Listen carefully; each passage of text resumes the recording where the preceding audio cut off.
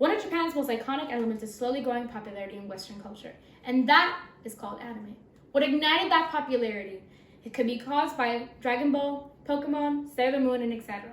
But surprisingly enough, the greatest anime masterpiece has been done by Hayao Miyazaki, my artist. Hello, my name is Karyna Cardoso, and I will be discussing why Hayao Miyazaki's art is so unique and different from others. But I first will be discussing his young life. Hayao Miyazaki was born on January 5th, 1941 in Bunkyo, Tokyo, Japan. Born during the time of World War II, this young boy didn't have much fun in his life, for he would only witness many bombings in neighboring towns and suffering and paranoia of the villagers in his own home. But soon that would quickly change, for his father, Katsuya Miyazaki, who was the director of his uncle's plane company, he was the one that was building Zero fighter planes for Japan during World War II. And because of the importance of his job, he had to leave and go to another town. And this resulted to this one incident that would have always traumatized him forever. He and his brothers and his family were going into a car. It was the last day for them to be there, and people saw and witnessed that they were leaving. And they wanted to go with them. They would be slamming onto the car doors, begging for them to go, but the driver just kept driving and they just never looked back. Those moments really made Hayao Miyazaki think, these are the moments of fear and terror, and this is something we all need to avoid. After the war, things didn't really get easier for him, for his mother, a year later, was diagnosed with spinal tuberculosis. Bedridden and very sick for 9 years, he would be always by her side, drawing and just being attentive to her.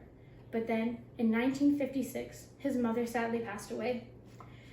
Though the loss of his good childhood and the loss of his mother, he would have to keep himself company and would actually be entertained by the simplest things, like going out to watch films or just drawing manga, because after that time, manga was starting to become popular. He would copy many manga styles, but never really pursued them as a serious thing, for he knew that during those cultures, he wanted to really help the economy of Japan. So that's why he went to college, and he majored in political science and economics.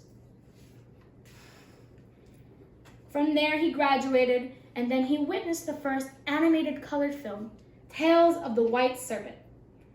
According to Vice.com, this was the very film that changed his life. This film made him think, you know what? I can do better. I can make something a lot better. Because this film made me feel so good about it, but I know I can take it one step further. And from then on, he joined an animation company called Toei Animation. And there he met his future wife and his future business partners, who will move his career to somewhere further and somewhere more successful. After many years of working in toy company, he has done his first film, his very own first film, which was called Nautica of the Valley of the Wind. And from there, that movie has become commercially successful. And with the success of that movie, he and his partners would later on start off their own studio, which is called Studio Ghibli. And in Studio Ghibli, they have done very popular movies, such as Castle in the Sky, My Neighbor Totoro, and Grave of the Fireflies. But none have become commercially successful except for Kiki's Delivery Service. That was the one movie that really that was the one movie that really ignited their success. And from then on out, they just become more and more popular. Every movie that he throws out. The difference between all the arts that I've seen and my research have done by him is that his art is more whimsical and more delicate. It's the sense of you entering into another reality, for you escaping your own realities. And from then on, his art was very simplistic, very traditional. He never wanted to lose the whimsical and the human skilled hand drawn of the art. But later on, after persistence of his colleagues, he decided to do something very different from what he is used to. He started doing CGI, and his first movie that he's done in CGI was in 1997 called Princess Mononoke, and that film was also a commercial success. From then on, with the trust of his colleagues, he's done many popular films with CGI and handwritten styles.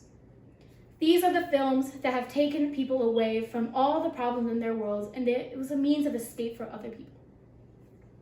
In conclusion, Hayao Miyazaki went through many hardships and successes, like growing up during World War II, losing the mother that he desperately never wanted to lose, and taking a risk for his love for art and making a career out of it.